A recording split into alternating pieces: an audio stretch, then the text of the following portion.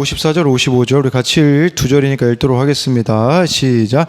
내 살을 먹고 내 피를 마시는 자는 영생을 가졌고 마지막 날에 내가 그를 다시 살리리니 내 살은 참된 양식이요 내 피는 참된 음료로다. 아멘. 우리 옆 사람과 인사하겠습니다. 주님의 이름으로 사랑합니다. 네, 여기 예수님의 살과 피를 먹고 마셔야 된다. 이제 이런 부분이 나오는데, 지난주에는 그렇게 족발 먹는다고 하니까 이제 금요기도회가 차고 넘치더니 족발이 사라지니까 사람들도 참 많이 사라진 것 같습니다. 네, 오늘 말씀 제목은요, 말씀을 꼭꼭 씹어 예수님으로 꽉꽉 채우기라는 제목으로 같이 말씀을 나누겠습니다. 어느 영상을 보았는데요, 그 영상 제목이 뭐였었냐면, 싱가포르 아빠의 뼈 때리는 조언이었어요. 이 싱가포르 아빠가요, 자기 아들한테 뭔가 인생의 조언을 해주려고요. 저기 한 병에는 쌀을 가득 채우고 한 병에는 물을 가득 채운다며요. 그 다음에 어떻게 하냐면요. 네, 이 두 병 중에 쌀이 담긴 병에는 물을 넣습니다. 당연히 그 사이로 들어가서 이 첫 번째 저 쌀이 들어있는 게 넘치지 않겠죠. 반대로 물이 들어있는 꽉 들어있는 저곳에는 쌀을 붓습니다. 그러니 이미 물로 가득 차 있어서 나올 수밖에 없는 것이죠. 아들에게 이거를 설명해 보라고 이렇게 이야기를 합니다. 쌀알이 있는 병에는 쌀알 사이에 공간이 있어서 물이 들어가지만 다른 병은 물 속에는 틈이 없어서 쌀을 부으면 물이 넘치는 원리죠 라고 대답을 하니까 이제 아빠가 가르쳐 주고자 하는 게 있대요. 그래서 저는 막 대단한 게 나올 줄 알았거든요. 대단한 게 아니라 이런 얘기를 하더라고요. 뷔페에 가서 물로 배를 꽉 채우지 말고 비싼 고기와 해산물을 먹으라는 뜻이다. 이제 이렇게 아버지가 이야기를 했다고 합니다. 물론 제 첫째 아들 예찬이가 근데 비싼 뷔페에 가가지고 비싼 물만 마시고 왔다는 이야기도 들은 적이 있는데, 제가 이렇게 서두에 이걸로 시작하는 것은요, 여러분은 여러분들의 삶을 무엇으로 채우고 있습니까? 이걸 묻고 싶었던 거예요. 우리 예찬이는요, 이 한결이를 골탕 먹일 것으로 채우고 있더라고요. 그러다 보니까 한결이 장난감을 있잖아요. 자물쇠로 잠근 다음에 이 열쇠를 어제 어떻게 하나 보니까요. 열쇠를요, 그 컵에다 넣어가지고요, 냉동실에다가 이렇게 물을 넣고 넣어놓더라고요. 그러니까 아침이 되니까 이 한결이 열쇠가 얼어가지고 장난감을 꺼내야 되는데 동그랗게 얼어 있더라고요. 그래서 막 한결이가 자기 그 조그만한 수건으로 막 감싸서 녹여보려고 하고 저보고 막 도와달라고 그래서 화장실 가서 던지니까 바로 키가 이렇게 나오더라고요. 오늘은 뭘 하고 있나 보니까 갑자기 테이프를 가지고서는 그 키를 커튼 높은 데다가 또 붙여놓고서는 한결이 보고 까치발 들어도 안 될 높이에다가 딱 이렇게 해놓더라고요. 그러니까 이 내가 안에 뭘로 채워 있는가는 행동으로, 말로, 삶으로 다 드러난다라는 것이에요. 최근에 유키즈 온 더 블럭이라는 방송에 유현수 이 축구 선수가 나왔어요. 이분이 끔찍한 사고를 당해요. 2년 전에 어떤 사고를 당하냐면, 이분이 원래 제주 유나이티드 FC 그 골키퍼였거든요. 프로 생활을 한 지 이제 딱 3년밖에 안 되는 20대 중반이니까 얼마나 이렇게 창창했겠습니까? 그런데 음주 차량에 의하여서 하반신 마비가 되었습니다. 방송에 나와서 이제 이야기를 하는데요. 가해자가 지금까지도 한 번도 사과한 적이 없다고 하더라고요. 구단이나 부모님이나 이분에게 충분히 변호사를 통해서도 연락할 수 있었지만 그렇게 하지 않았다고 하더라고요. 그런데요, 제가 제일 기억에 남는 거는 영상 마지막 부분에요. 자기가 이렇게 다치고 나서 있었던 이야기를 하더라고요. 국립재활원에 있던 중학생 친구가, 어린 아이가 있었는데 저녁이 되면 항상 울었다고 해요. 이분은 흉추인데 그 친구는 이제 목이기 때문에 이분 같은 경우는 손을 그래도 조금이라도 쓸 수 있는데 그 학생은 사지마비였다고 합니다. 이 중학생인 여자아이가 사지마비가 되었으니 밤에 울 수밖에 없는 거죠. 그런데 그 중학생 아이를 간호하시는 분이 어느 날은 이분에게 와서 가서 한 번만 만나주면 안 되겠냐라고 이렇게 이야기를 했다고 해요. 그래서 가가지고 처음엔 낯설었지만 계속 말을 걸었다고 합니다. 두 번째 또 찾아가니까요, 그 울던 애가 웃고 있었다고 하더라고요. 좋다고 재밌다고 그때부터 얘가 엄청 밝아지고 180도 바뀌어지더라고 하더라고요. 저 이걸 보면서 약재료의 삶이 이게 아닌가라는 생각을 좀 해보게 되었거든요. 그런데 이제 그런 생각이 드는 거예요. 여러분, 우리 가끔 그럴 때 있잖아요. 이 사람 왠지 그리스도인일 것 같다. 이제 그 사람의 말과 행동만 보면 알 수 있거든요. 한편으로는 이 사람이 진짜 그리스도인이었으면 좋겠다 해가지고 제가 찾아보니까 진짜 그리스도인이 맞더라고요. 예레미야 17장 7절, 물은 여호와를 의지하며 여호와를 의뢰하는 그 사람은 복을 받을 것이라. 이 말씀이 이 사람의 그 개인 계정에 써 있는 것을 보게 되었어요. 이분의 삶에 무엇으로 채워져 있는지는 바로 이분의 삶을 보면 알 수 있는데, 우리는 어떻습니까? 예수로 내가 채워져 있다면 당연히 내 주변에 있는 사람이 내가 예수로 채워져 있는 것을 말하지 않아도 인식해야 되는데, 우리는 믿는다고는 하지만 실제 우리의 삶은 예수로 채우고 있지 않진 않은가를 돌아보자라는 것이에요. 그래서 오늘 말씀은 어떻게 우리가 예수님으로 가득 채우는 삶을 살 수 있을지 같이 나눠보겠습니다. 첫 번째로요, 예수님으로 꽉꽉 채우는 삶은 말씀을 꼭꼭 씹어 먹습니다. 우리 요한복음 6장 54, 55절을 읽도록 하겠습니다. 시작.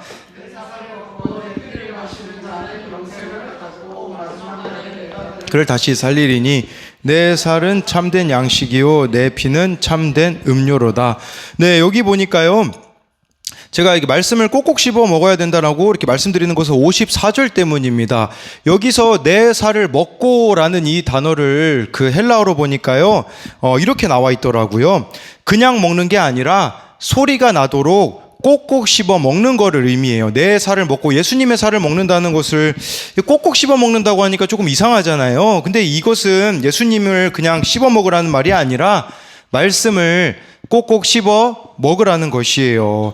요즘 말씀 양육이 진행되고 있는데 많은 분들이 힘들어하세요. 왜냐하면 이 말씀을 꼭꼭 씹어 먹으려고 하니까 자꾸 생각해 봐야 되고 말씀으로 나를 비춰봐야 돼가지고 많이 힘들다라는 이야기를 듣습니다. 그리고 이렇게 양육하다가 어느 분 같은 경우는, 어느 집사님은 벼락치기로 이 말씀 묵상을 하려고 하셨대요. 그런데 이게 우리가 시험에는 또 벼락치기를 많이 쓰잖아요, 시험 볼 때는. 근데 이거는 벼락치기가 안 된다고 이야기를 하시더라고요.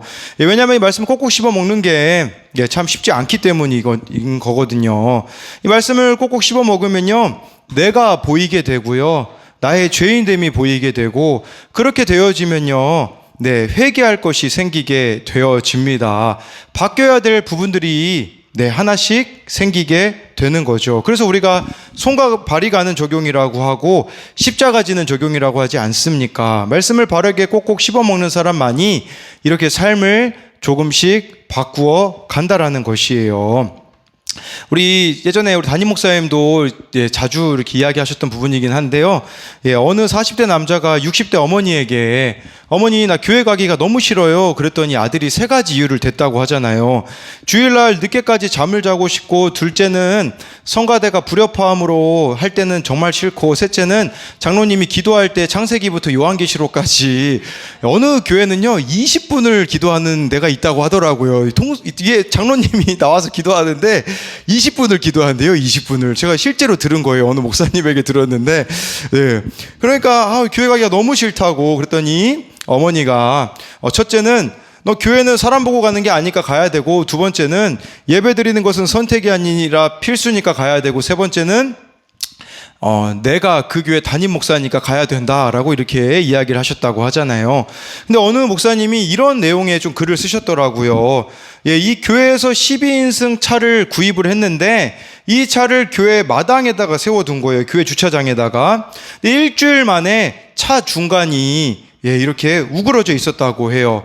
그래서 블랙박스를 찾아보니까요, 누군가 자기 차를 주차하면서 접촉사고를 낸 거예요. 시간을 알아보니까 새벽 예배에 온 차 중에 하나였던 거죠. 그러니까 교인이고 새벽 예배에 오신 분이 그 차를 박은 거죠. 누군지는 모른다, 알고 싶지도 않았다. 그 이유는 그 사람만 보면 왠지 뺑소니 같은 생각이 들 것 같아서 그렇다라고 하면서 이 목사님이 이런 얘기를 하시더라고요. 그러고 나니까 새벽에 설교하기가 싫어졌다.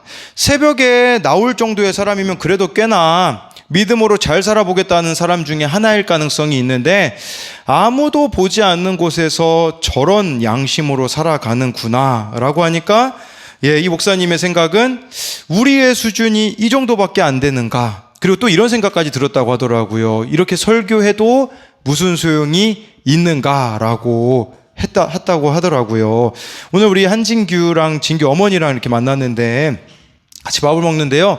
우리 진규 어머니가 그러시더라고요. 예전에 20대 때 그 성당을 다니셨다고 이야기를 하시더라고요. 성당에서는 근데 그런 얘기를 하셨어요. 이게 좀 뼈아픈 지적이긴 한데요.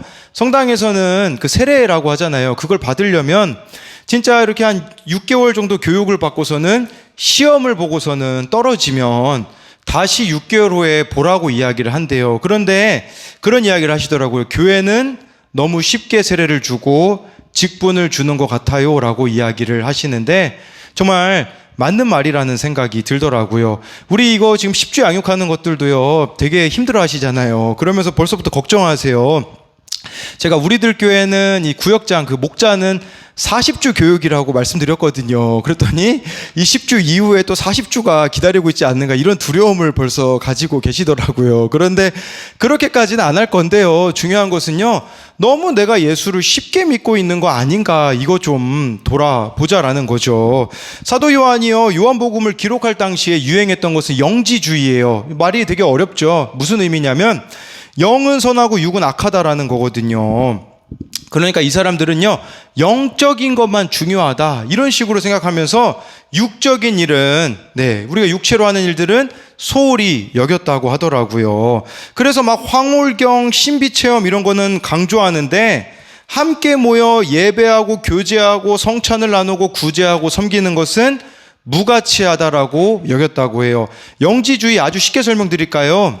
그것은요 바로 교회에서의 모습과 집에서 모습이 다르면 영지주의자입니다. 이게 영지주의예요. 교회에서는 뭔가 하나님을 되게 잘 섬기는 것 같으나 실제 나의 삶의 자리에서는 그리스도인답지 못하다면 그게 영지주의예요. 예수님을 믿는다라고 하지만 말씀대로 살아가지 않는 그리스도인들이 지금 이 시대에 영지주의자들이라고 보여지는 게 아니겠습니까? 그래서 이런 영지주의가 있는가? 나에게는 이중적인 모습이 있다면 돌아봐야 된다라는 것이에요. 사도 요한은요 영지주의가 아니라고 말하고 있어요. 그게 56절에 나와 있습니다. 우리 같이 읽어보겠습니다. 시작. 나도 그의 안에 거하나니. 예수님의 살과 피를 먹고 마시는 게 뭐겠습니까? 우리의 삶에서 실제로 나타나는 변화를 말하는 것입니다. 실제 삶에서 주님의 말씀을 지키고 성령의 인도하심을 따라 행하는 것, 그게 바로 예수님과 연합한 삶이라고 말씀해 주고 있는 것이에요. 그리고 또한 이 살과 피는요 우리가 이것을 기념하는 게 성찬식이 아닙니까? 예수님이 나를 위해서 십자가에서 찢기신 살과 흘리신 피를 기념하는 것이죠. 신앙이 사실 어려운 것은요 개인적인 게 아니라 공동체적이기 때문에 힘들다라는 것이에요. 영지주의자들은 개인의 신앙만 생각을 했거든요. 그런데 우리를 힘들게 하는 부분 중에 하나가 바로 공동체적으로 신앙을 할 때에는 어려운 일들이 있을 수가 있지만 이것이 예수님과 연합하는 삶이라는 것이에요. 오늘 저희 교회에 그 청년들, 청소년들이 이렇게 올린 적용 내용들을 이렇게 가지고 와봤는데요. 제가 속한 이곳이 최고의 곳임을 기억하겠습니다. 오늘 청소년 아이를 만나는데 기쁘게 만나도록 하겠습니다. 또 어느 청년은요 몸이 힘든 거 가족에게 굳이 말하지 않고 오늘 하루 해야 하는 일들을 감당하며 보내겠습니다. 할머니 그리고 동생에게 집중하겠습니다. 또 어느 청년은 피하지 않고 마주하며 친구의 연락을 읽고 기도하며 답장을 보내겠습니다. 넓은 마음을 달라고 용서하고 수용할 수 있는 제가 될 수 있도록 인도하여 달라고 기도하겠습니다. 어느 청년은요, 이번 주에 친구의 생일을 챙겨주고 따뜻한 메시지를 보냈습니다. 어느 청년은 교회에 대한 마음이 힘들지만 회복을 두고 기도하겠습니다. 봉사 자리를 끝까지 지키겠습니다. 또 어느 청년은 8주의 인턴 자리를 잘 마무리하겠습니다. 시키는 것과 해야 하는 것을 피하지 않고 마땅히 제가 하겠습니다. 할 수 있음에 감사합니다 하면서 순종하겠습니다. 어느 청소년은요, 교회를 갈 때 사람을 만나는 것을 생각하기보다 영생의 말씀에 더 집중할 수 있게 해주세요 라고 이야기를 했는데요. 이게 예수님의 살을 먹고 피를 마시는 삶입니다.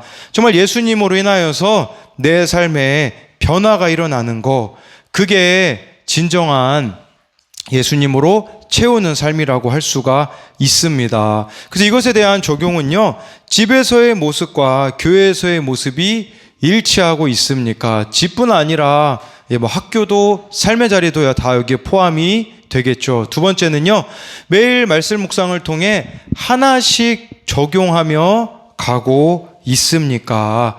두 번째로요, 예수님으로 꽉꽉 채우는 삶은요, 본성을 거슬러야 합니다. 우리 60절, 61절을 같이 읽어보도록 하겠습니다. 시작.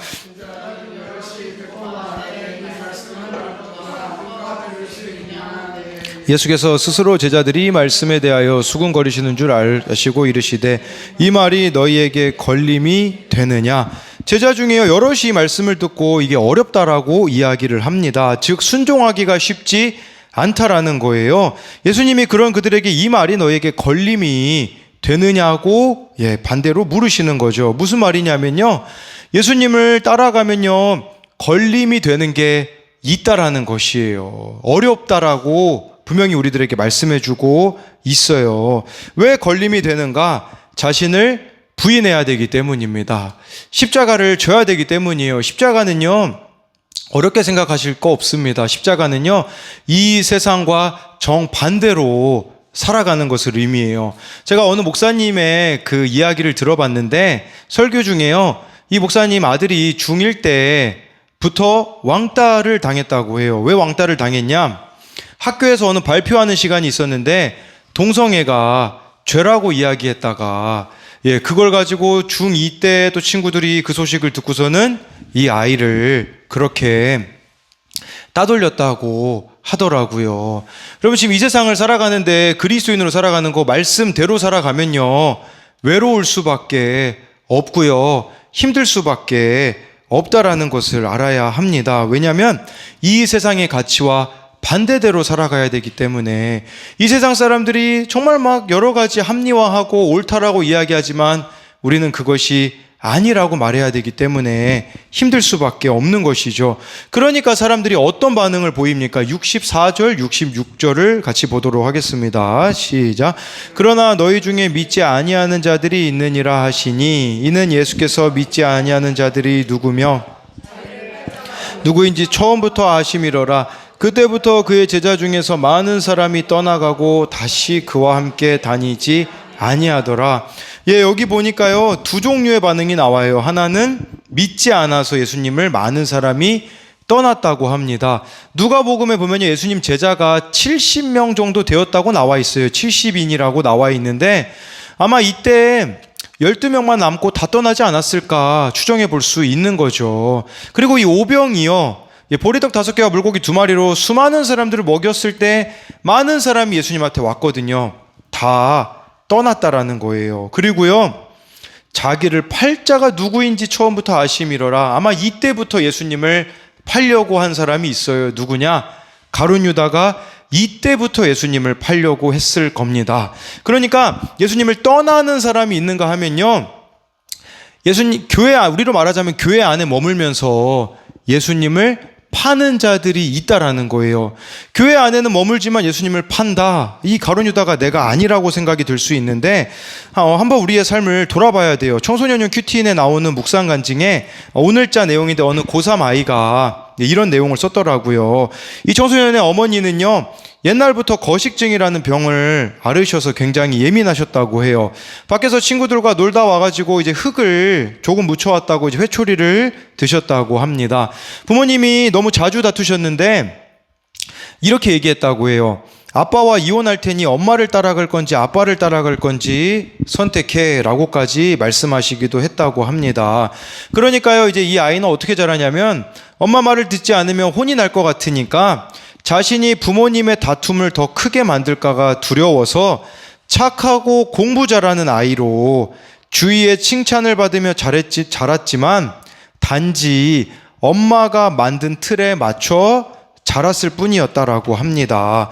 어머니가 말씀 묵상으로 가정 살리는 교회 다니면서 많이 나아지셨고 자신도 지금은 약을 복용하며 두려움의 감정을 조절하는 중이라고 합니다.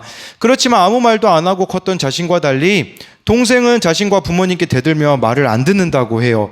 그런 동생의 자유로운 모습을 볼 때마다 무시가 되어서 자주 분풀이를 한다고 합니다. 그러면서 이렇게 이야기합니다. 예전에 엄마 모습처럼 제 틀 안에 동생을 가둔 것입니다. 작년 청소년부 연합수련회에서 제가 또 다른 아픈 제2의 나를 만들었다는 사실을 깨달았습니다.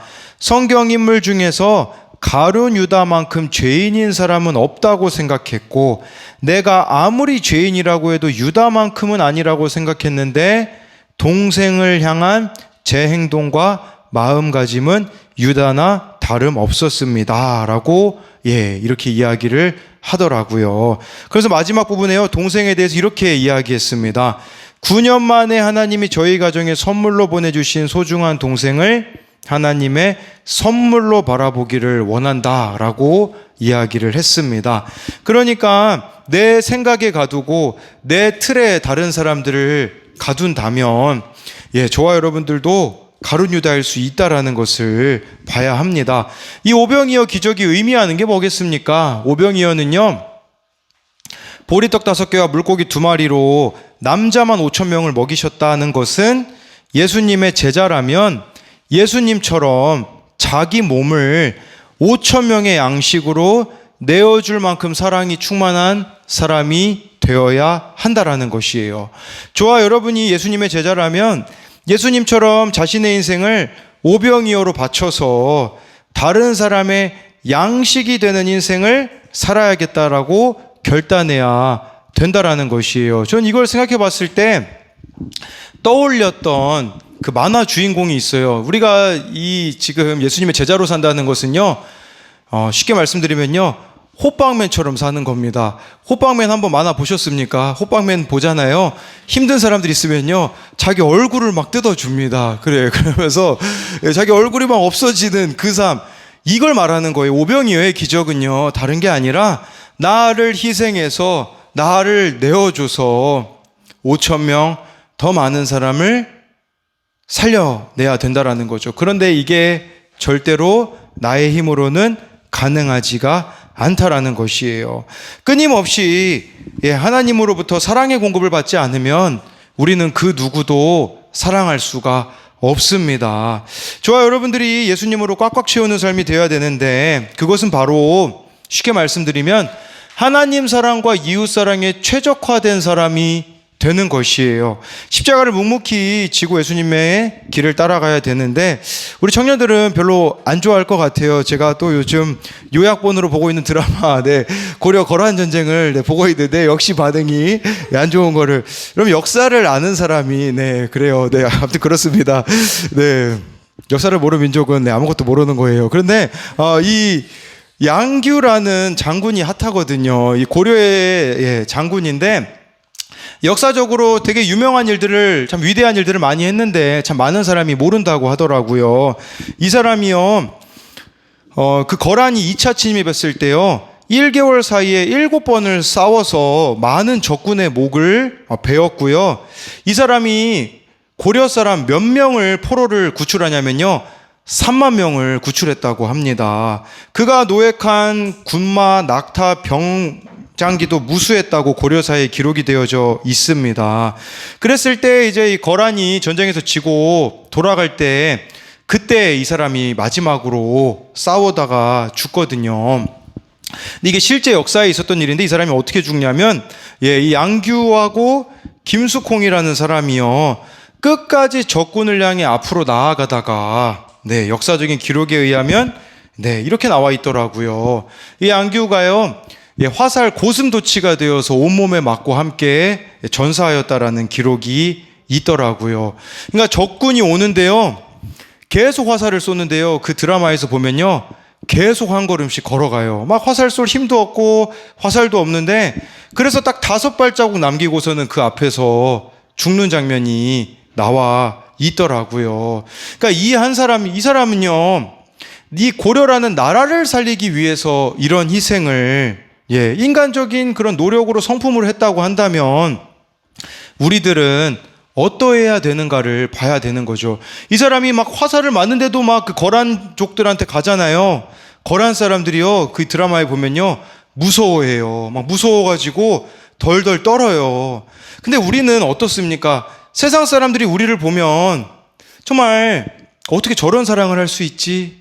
어떻게 저렇게 살아갈 수 있지? 하면서 정말 하나님이 살아계시구나라는 반응이 나와야 되는데, 어찌 보면 우리가 예수님을 믿는다고 하지만 너무 자기소견에 옳은 대로 살아가고 있지는 않느냐라는 것이에요. 그래서 이것에 대한 적용 질문은요, 예수님을 따르는데 걸림돌이 되는 것은 무엇입니까?